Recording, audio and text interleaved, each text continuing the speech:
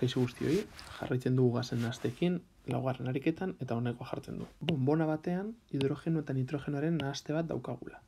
Volumenaren 150ean. Eta hau azpimarratuko dugu azkenean da berria dena eta interesatzen zaiguna ariketa honetan. Esaten digute nahastearen presioa, hau da, presio totala, bonbonan daukagun presio totala, 800 mm merkuriokoa dela. Eta galdetzen digute ea zein den gas bakoitzak eragingo duen presio partziala. Ematen digute presio totala eta lortu badugu bakoitzaren presio partziala. Hauek dira gogoan eduki behar ditugun ekuazioak edo formulak, hau da berria dena, hauek biak aurreko ariketetan agertu dira. Gogoratu presio partziala kalkulatzeko azkenean presio totala ezagutzen dugu eta baita ere frakzio molarra, bai? Hauek biak ezagutzen baitugu, nahikoa dauzkagu hauek biak kalkulatzeko presio partziala. Kasu honetan gu presio totala ezagutzen dugu, baina ez dugun ezagutzen da frakzio molarra, beraz hauek lortu beharko ditugu, hauek lortzeko. Hemen frakzio molarra kalkulatzeko gogoratu beharrezkoa zela jakitea, edo gas jakin baten mol kantitatea eta guztira dauden mol kopurua, edo presioekin baita ere hor dezakegu, baina presioak ez ditugu erabili azkenean horiek direlako eskatzen digutenak.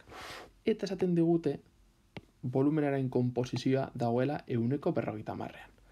Volumen konposizioa irakurtzen duzuen bakoitzean, pentsatu volumen konposizioa eta molen konposizioa berdin-berdina adierazten dutela. Hau da, esaten badigute gas nahaste honen volumen konposizioa dela 150 hidrogeno eta 150 nitrogeno, esaten digutena da barruan dauden mol guztien artean 150 hidrogenoskoak direla. Eta barruan dauden mol guztien artean 150 nitrogenoskoak. Eta idei hori erabiltzen erraz kalkulatuko dugu zein den frakzio molarra. Azkenean frakzio molarra izango da volumen konposizioa zatieu.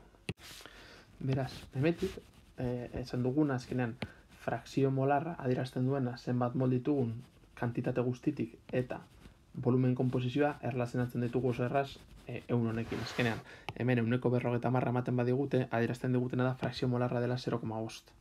Imaginatu hemen ematen digutela 180 eta 110. Hemen izango nuke frakzio molarra 0,9 eta 0,1.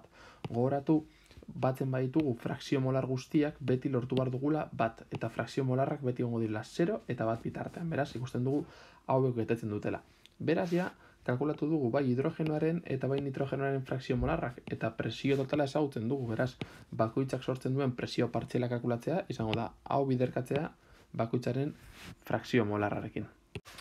Beraz, presio partziala kalkulatzeko hidrogenoaren presio partziala izango da bonbonaren barruan dugun presio totala bider hidrogenoaren frakzio molarra, aurretik kalkulatu duguna. Nitrogenoarekin berdina, kasu honetan bietan berdina da, beraz lortuko dugun presio partziala berdina izango da.